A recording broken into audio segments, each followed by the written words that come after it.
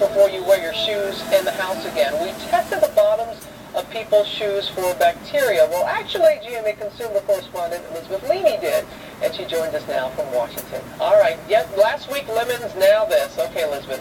And once again, get ready to say, ew. We persuaded 8 people to bare their soles for us, basically, yes, the soles of their shoes. We also tested a couple of dogs' paws just for fun, and what we found has me thinking about some changes here at my house.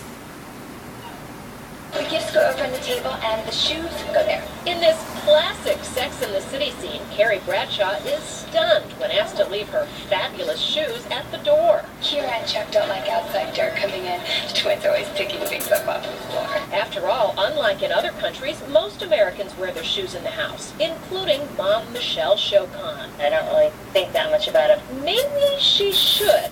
We took 10 swabs from a variety of people and pets, and Michelle's shoes contained the most bacteria of all, off the charts with 66 million organisms. It's no reflection on her, probably means she stepped directly in something. Remove the bacteria by just rubbing the swab. In a recent study, researchers at the University of Arizona found 9 different species of bacteria on people's shoes. Bacteria that can cause infections in our stomachs, eyes, lungs, and more. These are way dirtier than toilet seats. Toilet seats generally have 1,000 bacteria or less, and these are in the millions. So there's a lot more bacteria here. Worse yet, the study found bacteria lives longer on our shoes than in other places, because as we walk, we constantly pick up new debris that feeds it. The researchers also tested to see if that bacteria would transfer to the tile floors in a house. And it did, more than 90% of the time. Carpeting is even worse. I'm concerned. I'm going to make sure everyone takes their shoes off from now on. Children under age 2 are the most vulnerable to the stuff we track in, since they play on the floor and put their hands in their mouths an average of 80 times an hour, which hits home at my house with 1.5-year-old Kelsey. Yeah, that means that your child can possibly be exposed to every single bacteria that you walked around and picked up on your shoe. All the bacteria from the park, from the stores, from everywhere you went that day. My own sneakers were the second worst in our test, with 31 million bacteria.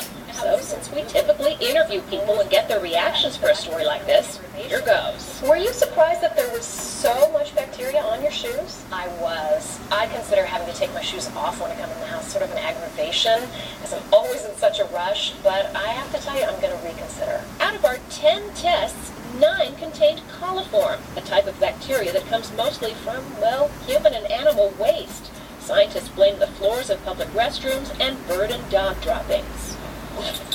So how did the dogs do in our bacteria test? Not bad. Their paws came in 5th and 9th. So if you don't want to have a pile of shoes or a shoe rack at your door, one thing you can do is just take your shoes off at the door and then carry them to your closet where the bacteria will die in 1 to 3 days. Of course, that means you're going to have to wash your hands, but that's not a bad idea anytime you come home anyway, Robin. Well, Sybil, Elizabeth, let me ask you one question as you interview yourself here. You're in your own home. Do you ask your guests to remove their shoes, and what's the etiquette for doing that? Oh gosh, I have not done that in the past. I'm now reconsidering the etiquette. We actually consulted 4 experts, and they said it's okay to ask your guests to do that, but they suggested you have clean slippers or socks, something like that, to make them comfortable. And if you're having a big party, skip it. Yeah, and let them know, women know, so they can get a pedicure ahead of time if you're going to do that. Thanks, Elizabeth. Thanks for letting us come into your home. We appreciate it. You can find out more on our website at abcnews.com. I know lots of folks